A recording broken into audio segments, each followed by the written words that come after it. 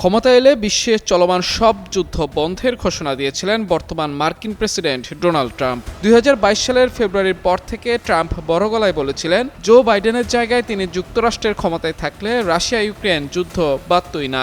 একই কথার পুনরাবৃত্তি করে 2023 সালের জানুয়ারিতে ট্রাম্প বলেছিলেন তিনি প্রেসিডেন্ট হলে 24 ঘন্টার মধ্যেই রাশিয়া ইউক্রেন যুদ্ধ থামিয়ে দিবেন। শেষ পর্যন্ত ক্ষমতায় এসেছেন ট্রাম্প। 2025 সালের জানুয়ারিতে আমেরিকার 47তম প্রেসিডেন্ট হিসেবে দায়িত্ব নেন তিনি। তবে এরপর 24 ঘন্টা নয় 1 বছর কেটে গেলেও বিশ্বে কোনো যুদ্ধ বন্ধ তো হয়নি, বরং নতুন করে আরও 60টি দেশে হামলা চালিয়েছেন রিপাবলিকান এই নেতা। দ্বিতীয় মেয়াদে ক্ষমতায় এসে এখন পর্যন্ত বিশ্বের 60টি দেশে সরাসরি হামলার নির্দেশ দিয়েছেন ডোনাল্ড ট্রাম্প। পড়বো না কারোর প্রলোভনে, ভোট দিব নিজের ডিসিশনে। ক্লিয়ার আপ হাতে হয়ে যাও ফুরফুরে ভোটার। এই তালিকায় রয়েছে Iran, Venezuela, Iraq, Somalia, Yemen, Syria ও নাইজেরিয়া। এছাড়া ক্যারিবীয় সাগর ও পূর্ব প্রশান্ত মহাসাগরে কথিত মাদক পাচারকারীদের বিরুদ্ধে অভিযান চালাচ্ছেন তিনি।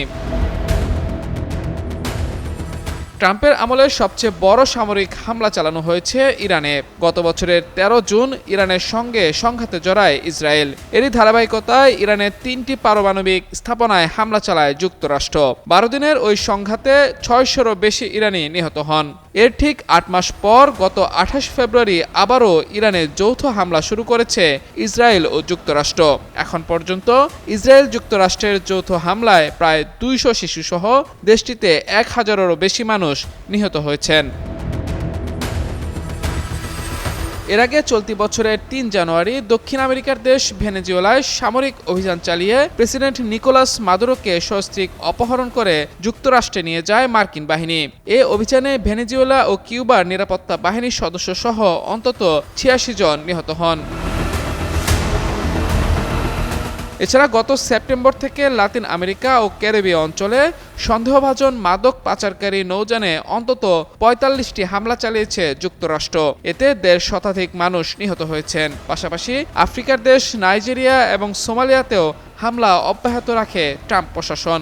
অন্যদিকে ইয়েমেন, সিরিয়া ও ইরাকের আল আনবার প্রদেশে সমান্তালে হামলা চালানোর নির্দেশ দেন Donald Trump.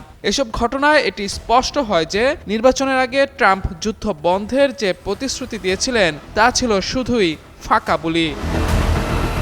Mahmudur Rahman, Jugantor news.